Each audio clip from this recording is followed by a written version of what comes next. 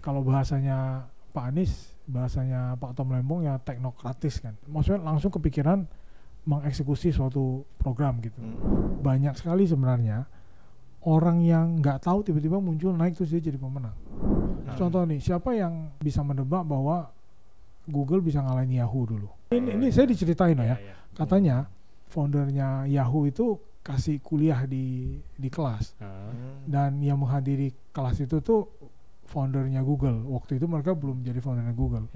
Misalnya di Alibaba. Mereka itu rotasi loh. CEO finance-nya, CEO-nya B2B commerce-nya, CEO-nya itu mereka kadang setelah setahun atau 2 tahun ini rotasi. Kalau lihat kondisi Indonesia, kita tahu lah kan negara kita kurang-kurangnya di mana gitu.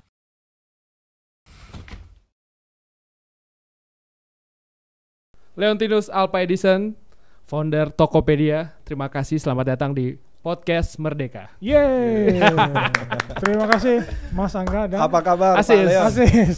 Kabar baik. Oke. Mas Leon, terima kasih, selamat datang. Pokoknya semoga kabar baik. Tapi saya ingin mengawali dengan cerita Mas Leon tentang ST. Ada apa sih dengan ST? ST dan ST. Iya. S atau ST ya ceritanya itu. Nah, itu begini ceritanya. Itu cerita yang lumayan melegenda tuh kayaknya. Ya, melegenda tuh. Jadi sekarang udah tahu belum perbedaannya? Udah. Gimana tuh ceritanya tuh? Jadi kalau di Pontianak tuh ngomongnya TS. Oke. Dan saya nggak tahu kan. Saya taunya di mana-mana ya kalau pesan ST ya sebutnya TS gitu. TS. Jadi saya waktu pertama kali kuliah di Jogja, saya makan, ditanya minumnya apa, saya bilang TS. Optimis itu TS. TS, optimis. Datang air putih sama es. Oke. Saya bilang, oh mungkin dia salah dengar gitu. Besok saya ngomong lebih keras, TS gitu. Tetap datangnya begitu. Salah lagi. Air putih sama es. Terus saya tanya sama teman saya, ini kenapa salah mulu ya? Oh, dia bilang, lu pesan apa? Gue pesan TS. Oh enggak, di sini pesannya ST. Oh gitu ya. Baru tahu. Tapi memang istilah TS itu ya es teh manis sebenarnya. Enggak, di Pontianak bilangnya TS. TS itu misalnya es batu. Di orang Pontianak bilang batu es. Oke. Jadi lucu tuh. Jadi udah kayak di bahasa Inggris ya? Jadi kalau mau pesan minuman nih, mau pakai batu nggak? Maksudnya mau pakai batu es nggak gitu. Iya. Kalau sih kan berarti gini ya, batunya yang banyak nggak gitu? Mau bikin rumah gue. Depan kita dulu depan kantor kita ada dulu nasi uduk Pontianak ya. Iya, nasi uduk Pontianak. Tapi untung saya nggak bilangnya pesen TS gitu. Kalau di sini kan udah beda. Oke. Sudah mengerti mereka. Oke, akhirnya kita dapat satu pemahaman baru dari anak Pontianak. Tapi kita ingin tahu lebih dalam soal Mas Leon yang dulu dari Pontianak nih dari kecil. Iya. Ya kan, dan bercita-cita jadi pegawai sukses. Sekarang udah sukses sih menurut gue. Sukses banget. Nah, sekarang setelah di Tokped itu kan kemarin rame jadi tim ses Pak Amin ya, pasangan Anies. Amin. Muhaimin. Ini dari entrepreneur tiba-tiba masuk ke politik, mau ngapain lagi sih Pak sebenarnya? Nah, mau ngapain lagi ya? Ya berkontribusi buat negara. Wah, itu cita-cita mulia. Itu kayaknya antara basa-basi sih. Nggak, tapi memang benar itu tema gedenya memang saya merasa ini menurut saya udah selesai lah saya di dunia corporate gitu. Ya memang beberapa tahun terakhir sebenarnya saya lagi pikir ini udah kebayang gitu. Ini nanti next journey saya apa ya gitu. Nah, tapi belum tahu kan. Makanya saya menyibukkan diri misalnya ketika ada kesempatan untuk berhubungan dengan teman-teman di pemerintahan. Oh, saya dengan sukarela. Misalnya teman-teman dari Kominfo, mereka ada Identik namanya, Indonesia ICT Award itu, Identik. Nah, saya waktu itu sempat diminta jadi juri, yaudah saya ikut gitu. Jadi juri 1 atau 2 periode lah.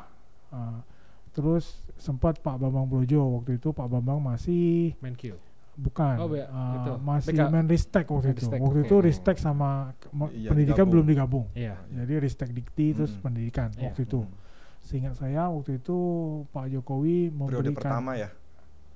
Enggak sih, masuk itu periode masuk periode kedua, tapi sebelum COVID. Jadi mandatnya itu mendesain Indonesia AI Roadmap.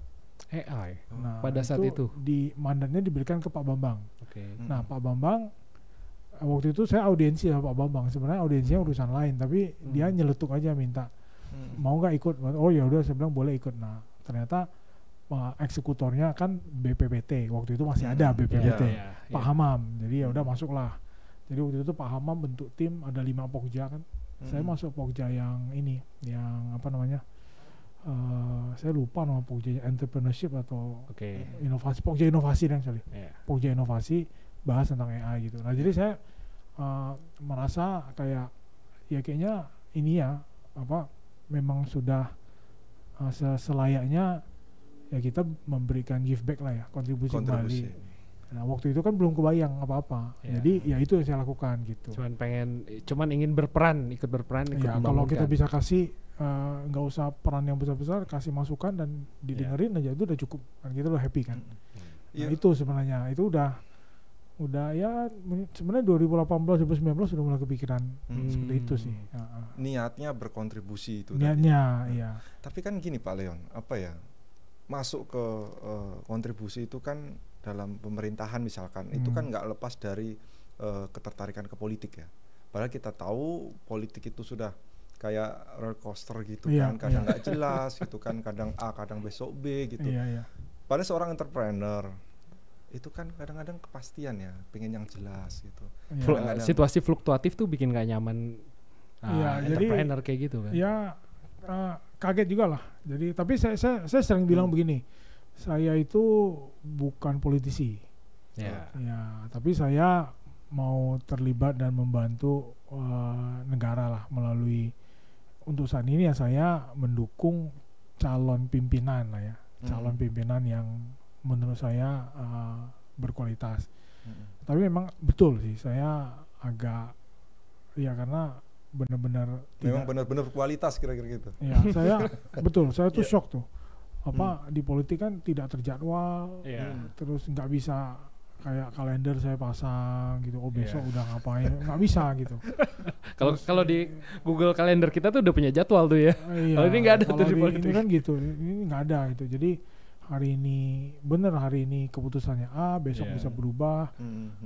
Jangan kan besok sore malamnya berubah gitu. Jadi ya itu bikin kaget juga sih, makanya saya sering bilang wah kalau kalau diskusi politik sih saya kurang bisa memberikan kontribusi lah. Karena kan niatnya saya benar-benar kalau bahasanya Pak Anies, bahasanya Pak Tom Lembong ya teknokratis kan. Teknokrat yang oke, ini ada problem, saya langsung kasih ide solusinya, kasih ide eksekusinya, kasih ide pengawasannya, kasih ide feedback loop untuk lebih baik. Maksudnya langsung kepikiran mengeksekusi suatu program gitu. Nah sedangkan kalau politik kan enggak kan. Maksudnya banyak strategi komunikasinya ya. Ya strateginya benar-benar terus terang saya belum memahami. Nggak paham saya. Tapi sorry sis. Tapi pas kita ingin tanya dikit ketika kan lebih banyak gabung ke Pak Anies kan ya. Pada saat itu apa ide atau saran yang sampai Pak Anies tuh, wah ini keren sekali nih Leon gitu. Wah. Itu join gitu. Wah. Ya sebenarnya Pak Anies nggak pernah bilang begitu sih. Oh iya gitu. Ya. Tapi tapi saya cukup happy sih sebenarnya. Pak Anies itu orangnya sangat terbuka dan tim kerja yang selama ini sudah bersama Pak Anies selama, mereka juga sangat terbuka. Beberapa ide-ide saya itu diakomodir kok sebenarnya. Tentang komunikasi, tentang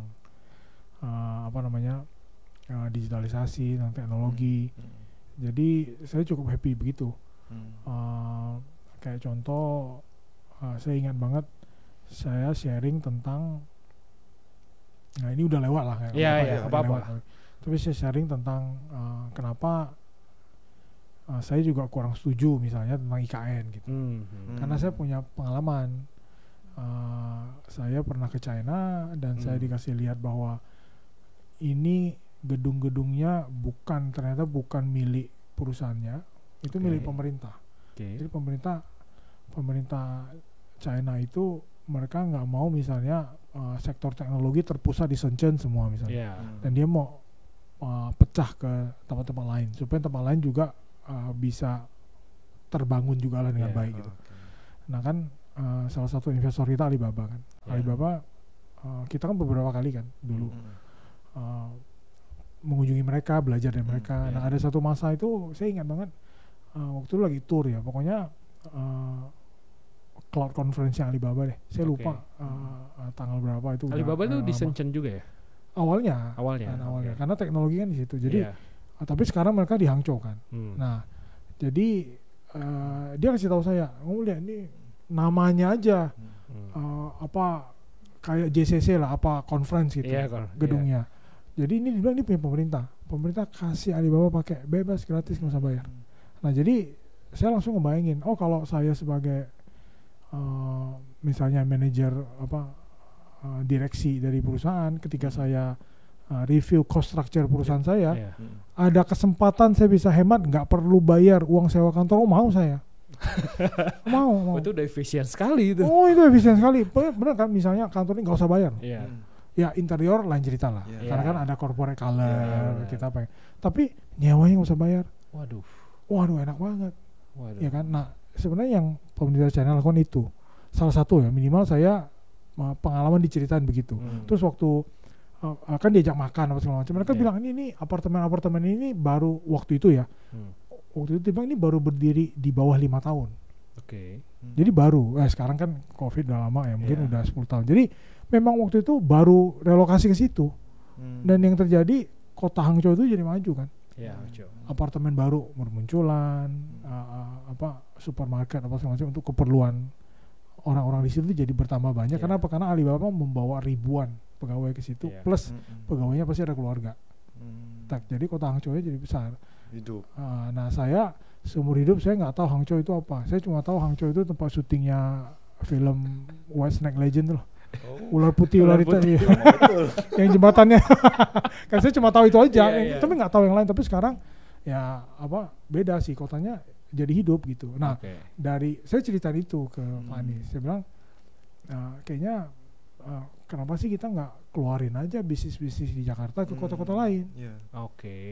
Nah, makanya Pak Anies punya konsep buat penyebaran itu. Nah ternyata waktu kampanye resmi dijalankan, Pak Tom kan juga merancang banyak sekali program nasional lansia. Nah ternyata saya juga happy bahwa ternyata pemerataan itu ternyata Pak Anies setuju dan ternyata dimasukkan dalam program, bahkan targetnya cukup ambisius kan, jadi 40 kota kan.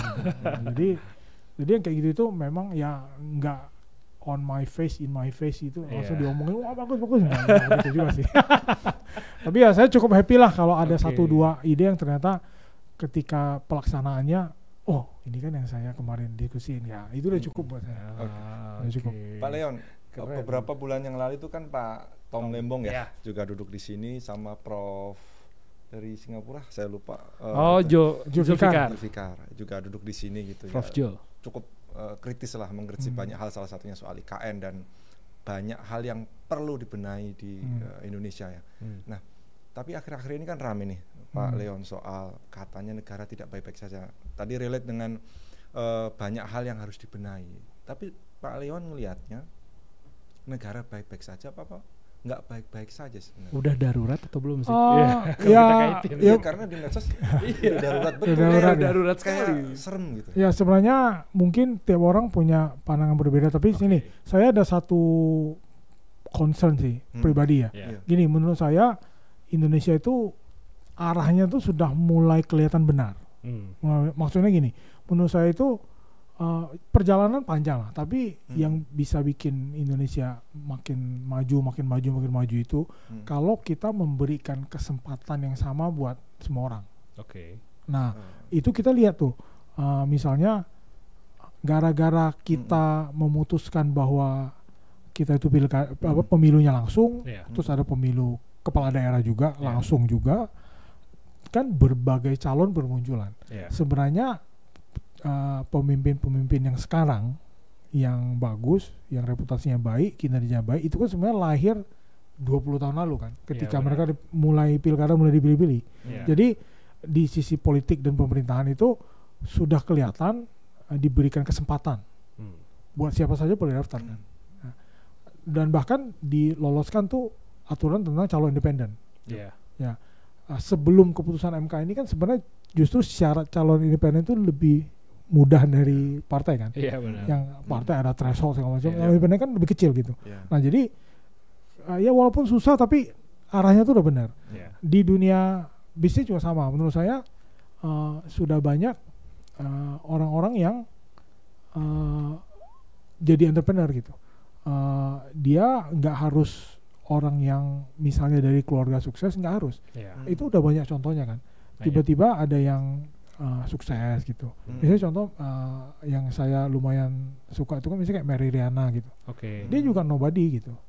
Dia kan ada cerita bagaimana dia dapat Berat itu ceritanya. 1 miliar pertamanya dia. Iya. Nggak, maksudnya makin banyak sebenarnya orang-orang kayak gitu yang bukan siapa-siapa, tapi karena dikasih kesempatan Bisa. naik tuh. Okay. Nah, yang bikin saya khawatir sekarang ini adalah kelihatannya kesempatan itu mulai nggak tersedia buat semua orang. Hanya untuk keluarga tertentu. Gitu. Jadi di semua ya nggak cuma di politik dan pemerintah. Jadi semua kayak lebih susah aja gitu. Oke. Mau kuliah juga jadi lebih susah. Mau start a bisnis juga jadi lebih susah. Menurut saya barrier of entry start a bisnis juga lebih challenging sekarang lah ya. Untuk menciptakan kesempatan itu kan itu tugas pemerintah atau memang personal sendiri. Misalnya Pak Leon dulu kan juga dari struggling juga dari bawah sampai sekarang gitu. Artinya ada fight sendiri dari dalam diri kita sendiri gitu. Nah betul. Soal kesempatan itu. Sebenarnya menurut saya pasti benar dari diri sendiri. Tapi kan manusia itu belajar kan. Jadi kita itu kadang-kadang kita tuh lihat lingkungan kita gitu. Kalau lebih banyak secara statistik tidak memungkinkan, orang pasti normally orang akan JPR duluan gitu. Tapi ini jadi perdebatannya antara privilege atau non privilege gitu sih. Nah menurut saya sempat kita itu non privilege bisa.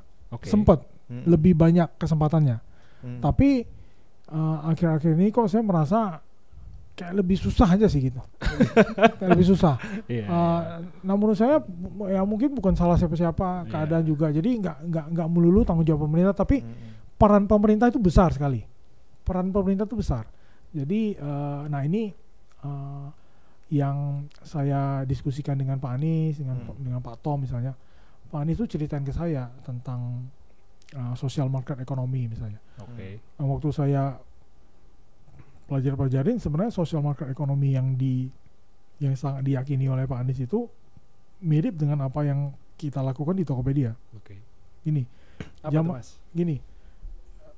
social market economy itu mungkin inilah kalau ekonom gitu mereka teorinya, tapi kalau saya sederhanakan biar gampang, tapi ini my own interpretation ya.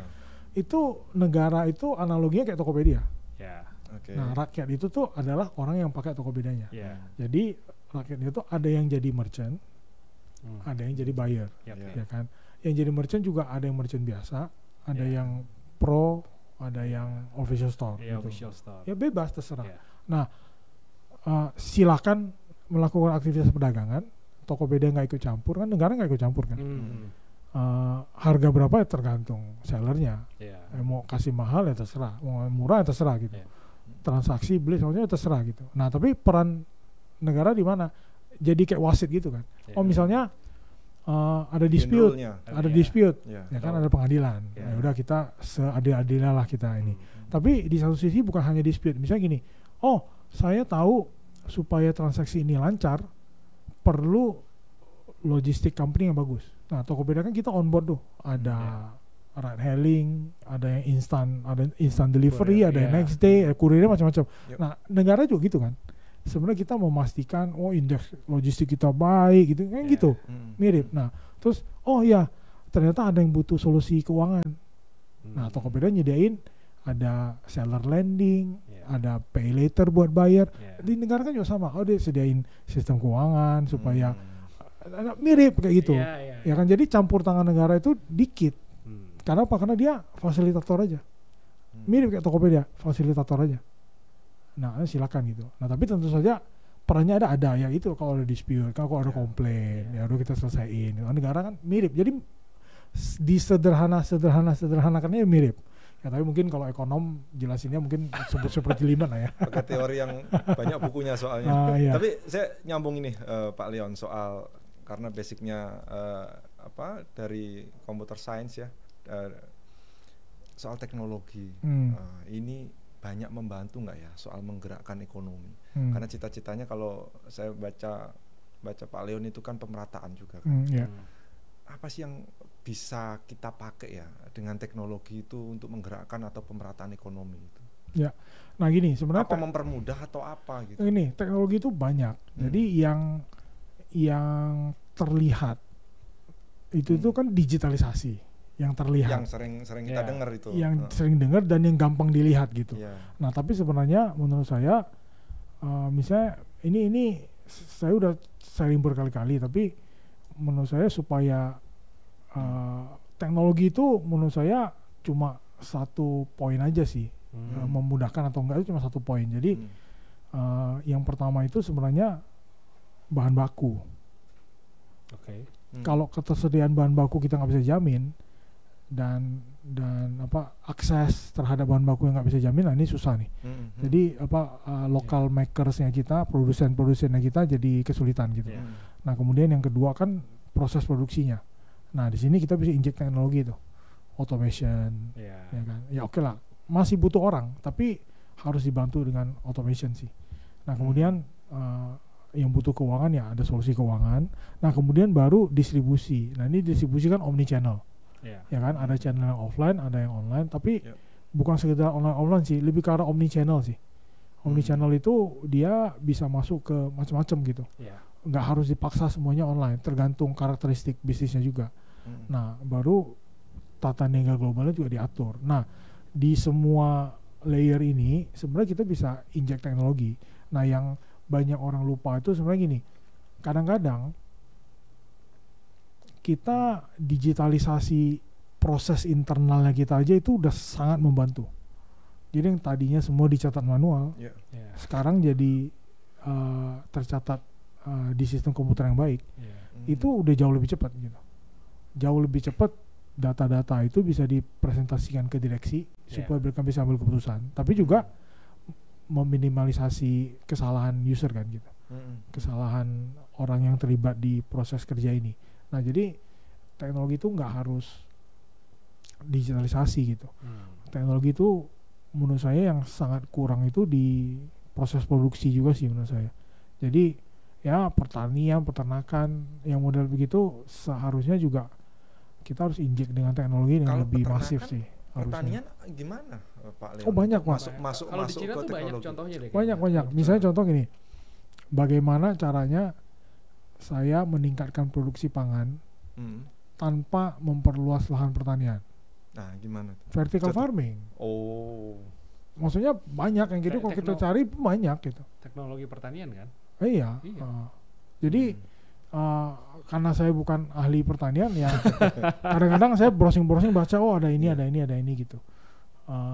Teman-teman di sini yang ngetop tentang pertanian tuh IoT gitu.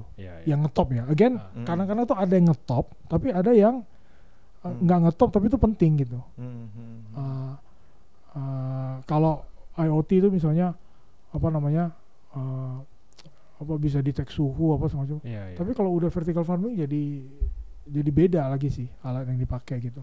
Nah jadi itu banyak sih sebenarnya, kita harus mulai explore situ lah. Jadi ya menurut saya banyak pelaku teknologi yang lebih ahli banget dari saya di bidang khusus ya, di bidang spesifik perikanan, spesifik pertanian. Nah yang tadi saya bilang harusnya mereka ini tuh punya kesempatan yang sama. Jadi dia itu ya sarjana teknologi di bidang pertanian ya dia juga bisa berkarya gitu loh. Dia bisa bikin bisnis juga. Kebetulan gitu. kerjanya di bank habis lulus sarjana itu. Ya nggak apa-apa.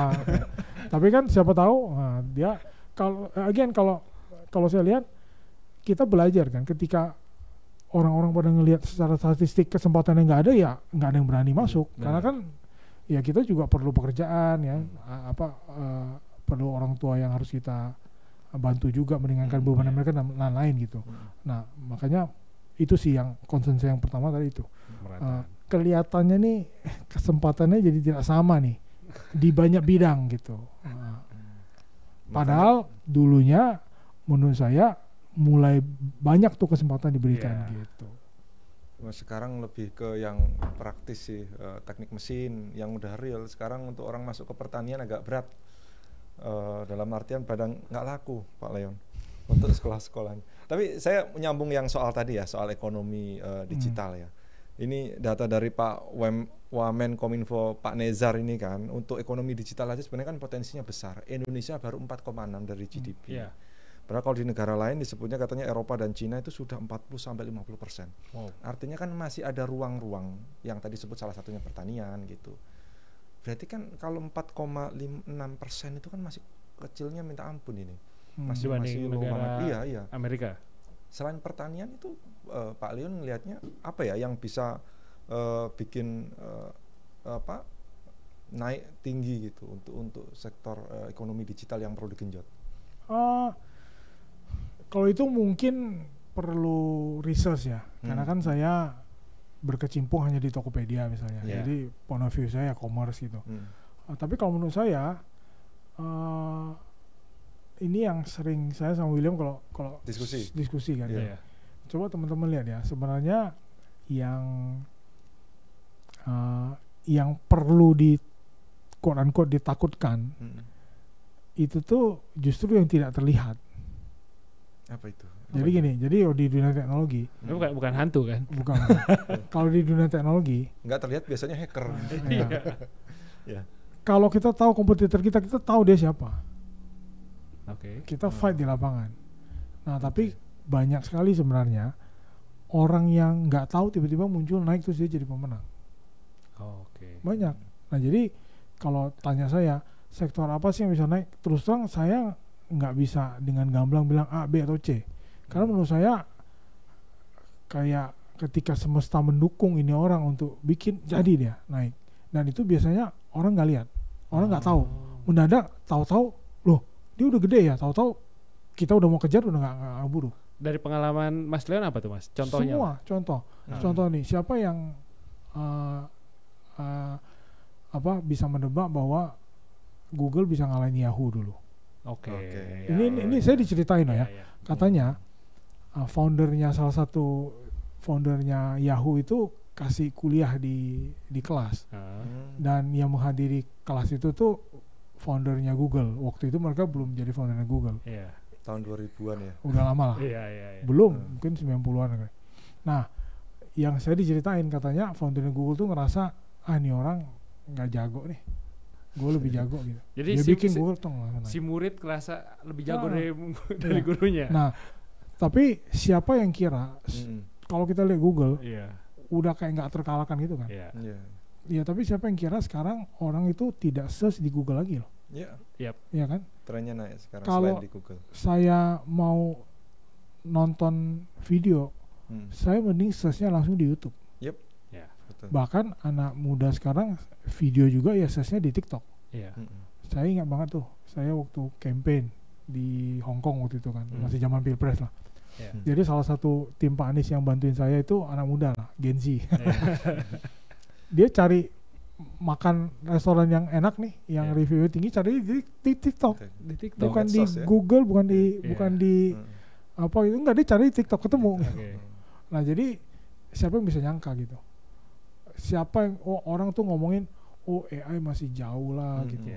Siapa yang nyangka ChatGPT naik langsung kayak ini sebenarnya banyak yang mendadak naik gitu. Makanya kalau tanya sama saya nggak bisa bilang A, B atau C, karena ya kan kita banyak blind spot ya. Kita juga nggak nguasain semua hal kan.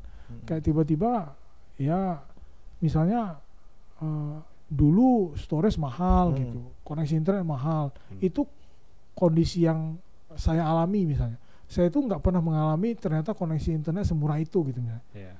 Nah, yang ngalamin itu yang anak-anak muda sekarang. Dia mendadak tuh idenya bisa langsung punya ide saat itu, langsung dia naik langsung gitu. Aplikasikan saat itu. Iya benar. Nah, tapi yang kalau menurut saya sih, kalau lihat kondisi Indonesia, kita tahu lah kan negara kita kurang-kurangnya di mana gitu. Kita tahu food security penting. Jadi menurut saya kalau ada orang yang mau start bisnis dari pangan atau memperkuat pangan dengan teknologi, ya oke itu pasti bisa naik gitu. Pangannya kan macam-macam, ada pangan laut, ada pangan perkebunan, pertanian, kehutanan, kelautan gitu banyak. Ada mungkin tapi belum terlalu disupport. Karena biasanya kayak kelautan di daerah-daerah timur karena ikannya masih segar-segar. Mungkin ya. Ya itu again karena kita kan nggak tahu semua hal ya. Iya.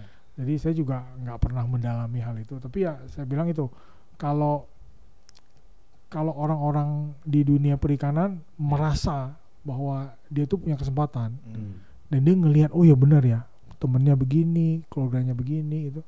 Nah dia mau masuk tuh. Tapi kalau dia lihat nggak ada, dia pasti nggak mau. Nah makanya penting banget nih kita kasih orang harapan gitu. Jadi ini kesempatan ada gue buka seluas-luasnya gitu. Jadi FOMO berarti penting juga nih kalau di sini. ya penting nggak penting lah. Dalam sudut pandang positif. Betul lah, sudut pandang positif penting. Jadi ya karena ada contohnya kan gitu. Karena semua orang kan terinspirasi dari kisah sukses. Benar. Gitu. Dan dia belajar dari kisah gagal. Dia pasti nggak mau ikutin kisah gagal itu, tapi dia mau ikutin kisah sukses gitu. Nah itu yang menurut saya kadang kayak podcast PR itu sampai satu titik itu nggak bisa ngebantu kalau di dunia nyatanya orang tuh nggak lihat bahwa ini beneran kejadian gitu. Nah kalau dari pengalaman saya sebenarnya cukup diberi kesempatan aja. Siapapun itu. Ya kasih aja kesempatan. Jadi leader, jadi teknisi, jadi apa? Wah itu apa? Menurut saya lebih cerah gitu. Bisa membayangkan Indonesia tuh, wah ini kayaknya udah bener nih. Gitu. 2045 benar-benar emas dan bersinar. Iya, tinggal di apa? Ya di guide lah ya, dipandu, ditata dengan lebih baik gitu. Pak Leon, ini agak filosofis sedikit nih soal tadi ngomongin soal Indonesia ya, Pak. Itu butuh sosok pemimpin seperti itu. Saya udah dengar cerita dari Pak Leon soal cara memimpin di Tokopedia ya. Dulu katanya awal-awal ngebangun itu lebih banyak nyari orang yang eksekutor katanya. Oh iya. Ya dibanding orang manajerial. Kapan nggak ada kerjanya katanya orang manajerial itu. Tapi setelah itu besar, itu butuh manajerial itu justru menjadi kunci, bukan eksekutor. Tadi sempat dibahas soal dalam konteks ruang lingkup negara dan perusahaan. Itu kan sebenarnya walaupun beda tapi hampir-hampir mirip soal manajerial. Kalau Pak Leon lihat sekarang ini sebagai negara berkembang, itu butuh pemimpin yang leadership-nya kuat, cukup kayak semacam negara maju gitu, yang seperti leadership-nya kuat, atau eksekutor. Tetap menurut saya paling bagus itu tetap ada dua-duanya. Jadi jadi leader itu memang harus punya mimpi besar kan, punya vision yang besar. Nah tapi dia juga harus didukung oleh eksekutor yang baik.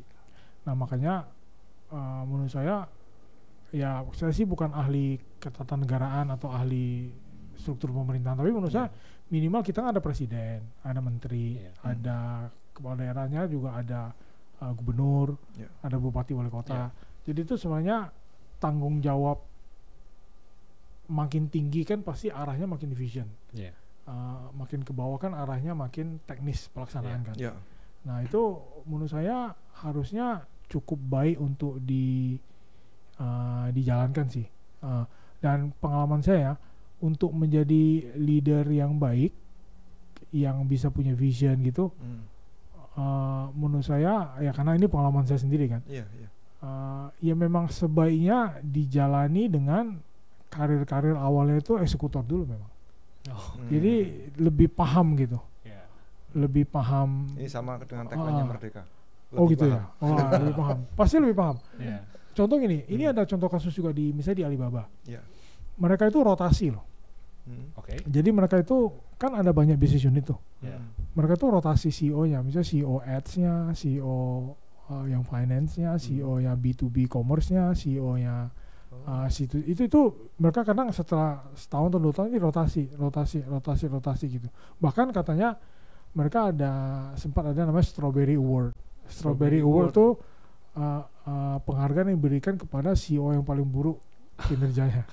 CEO business unitnya maksudnya. Kirain untuk achievement-nya yang paling bagus. Enggak, Strawberry ya, dia paling buruk. Nah terus leaders yang ini saya sempat diceritain lah ya. Mungkin sekarang udah berubah kan, karena leadernya udah berubah. Leader yang the best itu dipindah disuruh handle tim yang the worst. Jadi worst performance business unit tiba-tiba diganti suruh yang the best suruh lead yang worst gitu. Nah orang yang udah pindah-pindah ini baru kandidat yang lebih layak jadi yang grup CEO Alibabanya gitu. Bukan CEO bisnis. Jadi memang ketika punya pengalaman eksekutor ya yang di bawah, itu jadi bekal buat kalau memang bakat leadersnya ada, itu jadi bekal buat dia untuk dia bisa jadi leader lebih baik. Kalau dia udah pernah jalanin eksekutor di bawahnya gitu, di posisi yang lebih bawah dibanding leaders yang lebih atas lah gitu. Jadi dua-duanya perlu memang menurut saya. Kenapa saya sharing soal ini? Karena kan di Indonesia itu kan di kita lah gitu. Selalu ketika pemilihan pemimpin itu kan selalu yang populer, yang populer dan populer. Kemudian yang elektabilitasnya tinggi. Tidak pernah kita diskusi soal kemampuan, kapasitas, integritas, apalagi visi misi sebelum nyampe jauh ke sana gitu kan. Ini menurut saya sih penting sih Pak Leon soal gambaran begini sih. Ya mungkin tugasnya kita sama-sama ya. Saya nggak bilang satu pihak doang. Yang pasti itu ada di Pak Anies nggak sih? Wow, tanyanya ke orang yang salah. Kalau tanya ke saya bilang iya. Paket lengkap kalau di mata Mas Leon, Pak Anies. Makanya tadi saya nggak nyinggung Pak Anies. Ya, tapi menurut saya tugas kita sama-sama supaya yang terjadi itu adalah ketika orang itu pemimpin yang baik, barulah elektabilitasnya tinggi gitu. Nah, menurut saya itu PR. Terus terang saya nggak tahu gimana.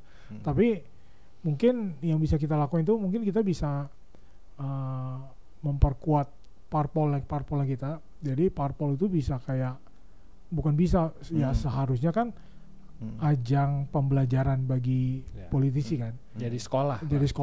Jadi kemampuannya terasah, pengalamannya terasah dari bawah naik. Jadi ketika parpol itu mencalonkan, ya memang kader yang sudah teruji pengalaman jatuh bangun, salah-salahnya, benar-benarnya dikoreksi sana sini. Nah, kadernya itu ya bahasa sederhananya ya orang-orang kayak seperti itu yang kita bikin populer dan kita bikin elektabilitasnya tinggi. Nah, mungkin terlalu idealis tapi ya harapannya bisa lah gitu. Harapannya bisa. Jadi terus kalau menurut saya tidak mengharamkan, kalau saya tidak mengharamkan parpol itu mengusung non kader, nggak apa-apa. Kan yang penting sudah banyak terbukti toh parpol kita mengusung non kader dan hasilnya baik, ya kan. Contoh kan siapa sih pemimpin kita yang waktu menjabat itu masih bukan kader siapa-siapa kan ada kan. Seingat saya ya selain Pak Anies ya Pak RK kan. Pak RK kan juga awalnya belum masuk Golkar kan. Siapa lagi ya? Bu Risma kayaknya ya. Bu Risma udah PDIP. Udah tapi waktu awal-awal dia jadi kayaknya dia seingat saya dia pejabat karir di Pemkot Surabaya dia. Ya kalau yang masih karir tuh Pak Basuki PUPR tapi sekarang udah masuk. Karena dia udah pensiun. Jadi kader. Benar, tapi kan dia bukan yang dari awal udah kader kan. Enggak apa-apa juga kan. Anyway, bagus juga gitu. Jadi tapi benang merahnya kan ya memang cari orang yang memang berkualitas. Nah, misalnya contoh kayak Pak Bas. Kita tahu Pak Bas berkualitas, pejabat karir. Terus dibikin viral gara-gara dia suka main drum kan oke juga kan. Ya dia populer dong, dia keren kan, suka main musik. Pakai Nokia jadul. Iya. Sama topinya itu aja. Nah tapi kan kalau misalnya yang tidak ini malah ini ya itu yang kita pasti nggak mau lah. Kita sama-sama nggak mau lah. Ya, yang terlalu disulap, yang terlalu didandanin juga terlalu dibedakin. Kurang ya. Iya. Ini di terakhir saya ada sedikit game kecil nih sama Pak Leon nih. Tapi cuman pengen 2 kata karena ngomongin soal pemimpin bro. Dua kata ya, wah susah nih. Pak Leon 2 kata aja. Ketika nyebut nama Pak Anies. 2 kata ya. Ya. Menurut saya kata pertama mungkin kolaboratif ya. Kata kedua baik sih orangnya. Baik ya. Kolaboratif dan baik. Orangnya baik. Nah, satu lagi Pak, ketika nyebut nama Pak Jokowi 2 kata Pak. Pak Jokowi itu menurut saya dia dia 1 kata ya. Susah nih 1 2 kata. 2 kata. Enggak, maksudnya 2 kata ya. Iya. apa sih kata untuk dia bisa paham dan merasakan masyarakat bawah. Apa dua kata yang ini? Itu menurut saya dia paham banget masyarakat bawah itu susahnya apa. Merakyat. Itu satu kata. Ya, kayaknya Pak Leon nggak setuju kalau merakyat ya bisa juga sih karena dia enggak gini, saya nggak dekat sama Pak Jokowi. Tapi saya dengar cerita dia ini sih ya mungkin dia juga start from humble beginning kan. Jadi dia tuh paham sih orang susahnya apa gitu. Dia susahnya paham. jadi rakyat dia tahu. Dia tahu itu. Nah itu dua kata atau satu kata yang cocok itu apa? Jadi nggak ketemu jadi dua kata ini jadi. Gue boleh nanya terakhir. Gue boleh nanya terakhir nggak? Gue sampai serak. Ini Pak Anies kan masih belum jelas. Ini kita syuting tanggal 27 Selasa ya. Iya. Kan belum. Ini udah pendaftaran hari pertama nih, tapi masih belum ada kabar baik lah. Iya. Tapi kalau misalnya Pak Anies maju Pilgub DKI, mau gabung lagi nggak? Ikut di politiknya? Oh saya udah part of the team sekarang. Oh udah? Udah mau run. Udah selalu gabung sama Pak Tom ya? Terus? Iya kan Pak Tom kan substansi saya adalah urusan yang lain-lain juga gitu. Oke. Membantu kolaboratif di Jakarta. Iya. Jakarta plus lagi lah ya. Iya kalau saya again ya kalau saya kan saya pilih leaders yang ketika saya interaksi dengan dia saya ngerasa oh ya saya mau dipimpin sama dia gitu. Nah karena dia dengan Pak Anies tuh sih dia kolaboratif banget, terus dia baik gitu, orangnya baik dan dia apa ya mungkin karena dia dosen ya akademisi ya, jadi pemikirannya tuh terstruktur banget. Jadi gini bayangannya gini ya, begitu saya dengar dia jelasin tentang satu topik saya langsung oh gitu, berarti saya akan kerjain gini. Saya langsung kebayang saya mesti ngapain gitu. Kalau saya jadi misalnya pejabat di bawahnya dia gitu. Nah itu menurut saya itu berarti dia sebenarnya orang yang set the vision gitu. Tapi kan ada angle lain ketika masyarakat nangkapnya itu banyak ngomong. Menurut saya memang harus menjelaskan sesuatu dengan baik sih. Nah ini juga sama. Saya itu juga kayak tadi kan pernah dengar ceritakan saya bahwa saya lebih suka eksekutor awalnya. Nah tapi sekarang jadinya ternyata leaders itu penting. Nah leaders itu kerjanya banyak ngomong. Ya kan harus inspire orang gitu. Harus apa namanya yang paling susah deh. Misalnya kita udah jalan ke sini, udah lagi bikin fitur, udah 70%, cancel, ganti yang lain, lu gimana jelasinnya? Waduh. Mesti jelasin dengan baik. Lu kalau nggak ribut orang. Itu kayak kita lagi rasain. Kalau nggak ribut itu. Ya, tapi kan memang ada porsinya lah, ada dan ya menurut saya leaders itu memang apalagi the highest leaders ya memang mimpinya besar, dia set the vision gitu. Karena pengalaman saya kalau kita eksekutor itu kita nggak sempat merenung gitu, kita nggak sempat helikopter view akan banyak hal. Jadinya kita ya point of view kita tuh yang kerjaan teknisnya. Tapi begitu kita lihat ke atas punya waktu merenung, punya waktu untuk lihat, perhatiin itu langsung beda. Nah orang bilang itu enaknya jadi manajer nggak ada kerjaan sama kan kayak saya dulu kan, tapi ternyata ya enggak sih susah. Ya beda aja lah, beda skill set gitu. Oke, Mas Leon terima kasih. Makasih Pak Leon. Sama-sama. Banyak sharing. Yes. Sahabat mereka, sampai jumpa di podcast mereka selanjutnya.